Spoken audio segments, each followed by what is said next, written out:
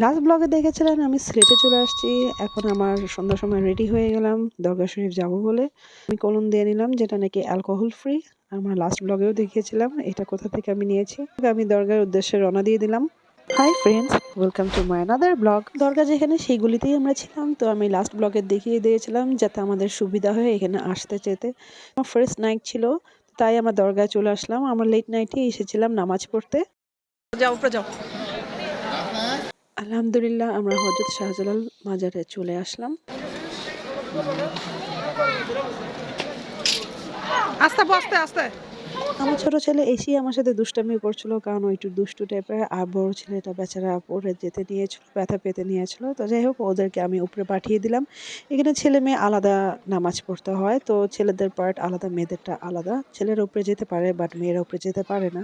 পুরা ভিউটা দরগার রাতের বেলা এখানে কবুতররা আবার ঘুমিয়ে পড়ে। ওনার আবার কবুতর খুব পছন্দের ছিল, অনেক কবুতর পাওয়া যায়, দেখা যায়। তো যাই হোক, এই সাইডে আবার সবাই অজু করে, এখানে অজু করার প্লেস। আর এই জায়গাটা একটা পুকুর, যেখানেও নাকি অনেক মানুষ অজু করে দিনের বেলা, রাতের বেলা আসে না। এখানে অনেক অনেক মাছ আছে, যেটা আমি দিনের বেলা দেখিয়ে দিব আপনাদেরকে। তো যাই হোক, এখন আমি নামাজ পড়তে যাচ্ছি। অনেক রাত হয়ে গেছে, আমি ওদেরকে তো পাঠিয়ে দিয়েছি নামাজ পড়তে, এখন আমার নামাজ পড়ার পালা।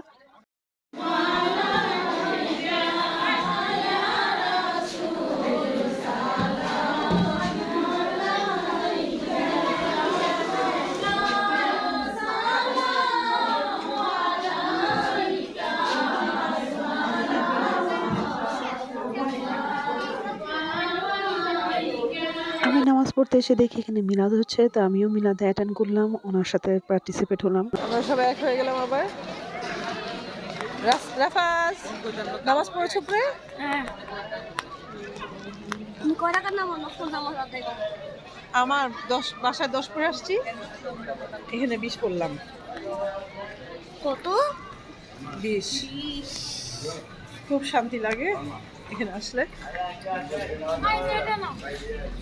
এখানে আবার বড় বড় ড্যাগ আছে, যেখানে নাকি টাকা জমা দেয় আর এখানে সিন্নি হয়। এই বিল্ডিংটা হচ্ছে মহিলাদের জন্য, যেখানে মহিলারা নামাজ পড়ে, স্পেশালি জুম্মার টাইমে। ফার্স্ট যেখানে আমি নামাজ পড়ে দেখলাম ওখানে সবসময় মহিলারা নামাজ পড়ে। তো যাই হোক, এখানে দিনের বেলায় আবার কবুতররা খাবার খায়। এখানে এসে ভেবেছিলাম অনেক বেশি ঠান্ডা হবে, বাট খুব একটা বেশি ঠান্ডা ছিল না। বেশ অনেক রাতই ছিল, তো এখানে দেখলাম অনেকগুলা কবুতর ঘুমিয়ে পড়েছে, দেখতে খুবই ভালো লাগছিল। মানে খুব ভরপুর ছিল এই বিল্ডিংটা কবুতর দিয়ে। এরপর পরের দিন চলে আসলাম দরগা শরীফ এক্সপ্লোর করতে। ওদেরকে আমি উপরে পাঠিয়ে দিলাম। তারপর ঘুরে ঘুরে দেখছিলাম, এক্সপ্লোর করছিলাম কোথায় কি যাওয়া যায়। তো আমি প্রথমে স্টার্টিং করলাম কবুতর। এখানে এত এত কবুতর, সবাই খাবার দিচ্ছে কবুতরকে, আর কবুতরগুলো এসে এসে এখানে খাবার খাচ্ছে। তো খুবই ভালো লাগছিল কবুতরগুলোকে দেখে। রাত করে যে পুকুরটা আমি শো করেছিলাম সেটা হচ্ছে এই পুকুরটা। আর এই পুকুরটাতে বড় বড় গজার মাছ আছে, যেগুলোর হাইট হচ্ছে 3 ফিট থেকে শুরু। তো অনেক বড় বড় মাছ। তো অনেকে বলে এগুলো নাকি জিন, তো জানি না, এক আল্লাহ জানে। তো আমারও দেখে খুব ভালো লাগছিল, কারণ মাছ পাখি আমি সব আগে অনেক পালতাম। এরপর আমি হাঁটতে হাঁটতে চলে গেলাম আরেক সাইডে, যেখানে নাকি যেতে যেতে দেখলাম বিরাট বড় কবরস্থান। এখানে অনেক কবর আছে, আর এখানেও একটা মাজার শরীফ আছে। এখানে আমি ছোটকাল থেকে আমি আমার মার সাথে আসি, ইভেন আমার আরও ফ্যামিলি মেম্বারের সাথে আমি এখানে এসেছি। খালা, মামি, কাজিনরা সবার সাথে আমি এসেছি। আমার এখানে অনেক স্মৃতি এবং আমার খুব পছন্দের একটা জায়গা। তো এখানে আমি সান্নাগুলো জমা দিয়ে আমি এখানে আবার ঢুকে গেলাম। এখানে আবার মাছ দেখা যায়, যে মাছ দেখে মানুষ সবাই উইশ করে।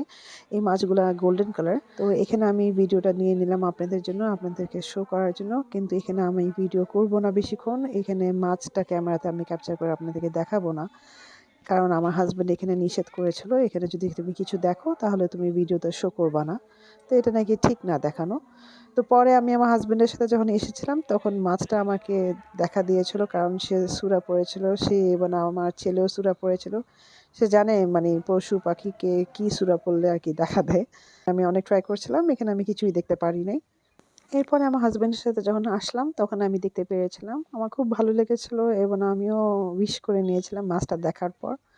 এরপরে জুম্মা আসলো। জুম্মাতে এসে আমি আগে আগে আমি মহিলাদের যে এখানে নামাজের জায়গা আছে, মসজিদ, সেখানে এসে আমি আমার জায়গা নিয়ে নিয়েছিলাম, কারণ এখানে জুম্মাতে জায়গা পাওয়া যায় না। আর এখানে তো রাস্তার থেকে শুরু হয় নামাজ পড়ার স্টার্টিং। জাস্ট দেখেন কত মানুষ, অনেক মানুষ, মানে এত মানুষ।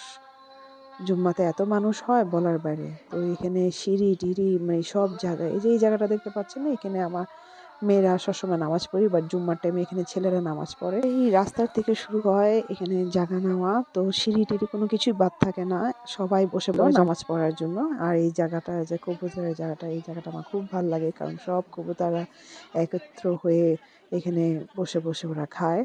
আমার ছোটকাল থেকেই দরগা অনেক ভালো লাগে, কারণ অনেক শান্তি লাগে, খুবই ভালো লাগে নামাজ পড়তে, আল্লাহকে ডাকতে। আর আরেকটা বেস্ট পার্ট লেগেছে আজকে জুম্মার টাইম, মানে একটা মহিলার এখানে জানাজা হয়েছে, কত কত মানুষের দোয়া পেয়েছে মহিলাটা। সে অনেক লাকি ছিলেন যে সে এত মানুষের দোয়া পেয়েছে। আমার খুব ভালো লেগেছে, আমরা নিজেরাও অনেক দোয়া করেছি এবং আমার হাজব্যান্ড এবং বাচ্চারাও জানাজা করেছে। এই যে দেখেন রাস্তার থেকে শুরু, এখানে এত ভিড়। আই হোপ আমার ব্লগটা আপনাদের কাজে আসবে, আর অবশ্যই এখানে 12টা হাজির থাকবেন যখন জুম্মাতে আসবেন। ভিডিওটা দেখার জন্য, পাশে থাকার জন্য থ্যাংক ইউ সো মাচ। দেখা হবে আবার কোনো ব্লগে। আল্লাহ হাফেজ।